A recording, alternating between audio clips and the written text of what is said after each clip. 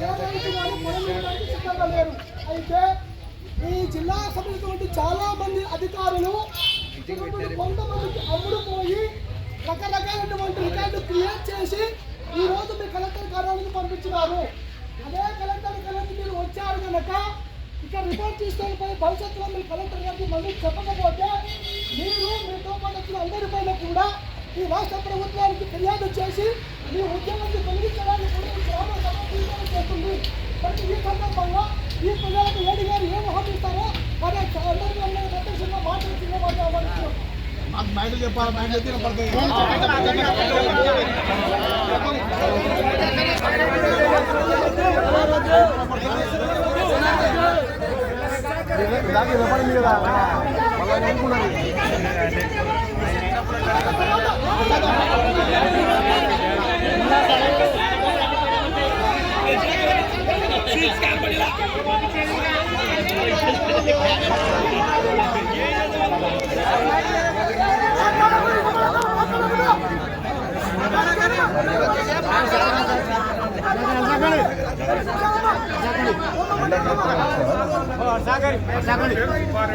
నేను deputy inspector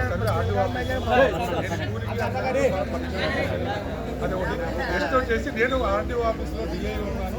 RTO గారు ఉత్తర్వుల మేరకు ఇక్కడ సోలార్ గ్రీన్ గో వాళ్ళ ల్యాండ్స్ ఏమేమి గవర్నమెంట్ ల్యాండ్స్ ఉన్నాయి, ఏమేమి పట్టా ల్యాండ్స్ ఉన్నాయి, వాళ్ళ రైతులను ఏముంది కనుక్కోవాలని మాకు ఒక మౌఖిక ఆదేశాలు ఇచ్చారు. ఇచ్చే దాని మీద ఈరోజు ఇక్కడ రైతులు బట్ వాళ్ళ అభిప్రాయాలు ఏమున్నాయో తెలుసుకోవడానికి ఈరోజు నేను రావడం జరిగింది. మీ యొక్క గ్రామస్తులు అందరూ ఇది వద్దని చెప్పేసి ఈ ఊళ్ళో మాకు వద్దని చెప్పేసి రిప్రజెంటేషన్ ఇచ్చారు.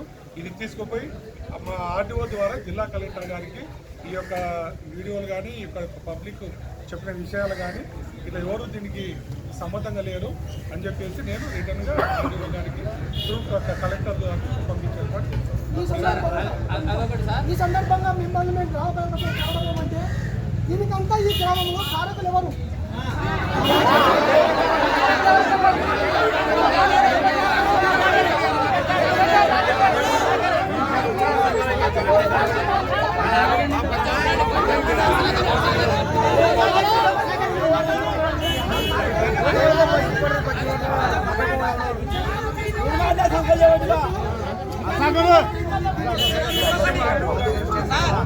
ఇంకొకటి కూడా మీకు ఎవరైతే మీకు సర్వేకి పంపించినారో మీ కాడ ఎన్ని పేపర్ ఏదన్నా ఉందా, ఓవరాల్ గా మీరు ఊరు మీదకి ఎట్లా వస్తారు?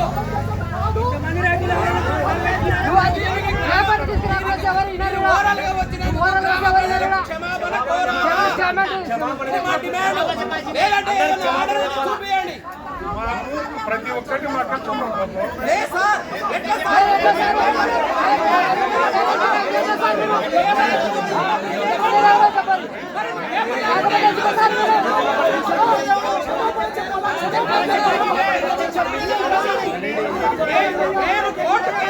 ఈ రోజు వరకు కోర్టు కమిటీ కావడం లేదు.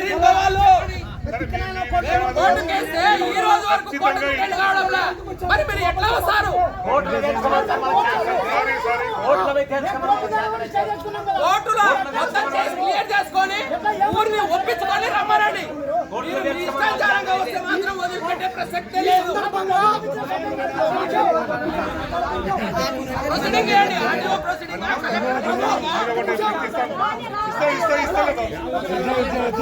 సమస్య పెట్టుకొని బుద్ధిగా ఎట్లా వస్తారు సార్ మీరు?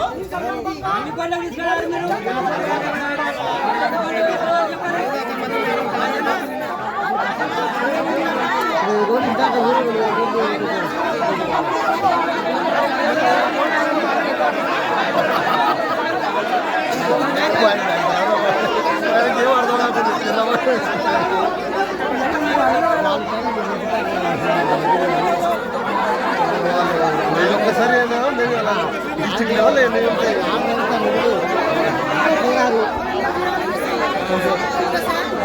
ఆయన శివాపడం అది కూడా చదువుతాడు.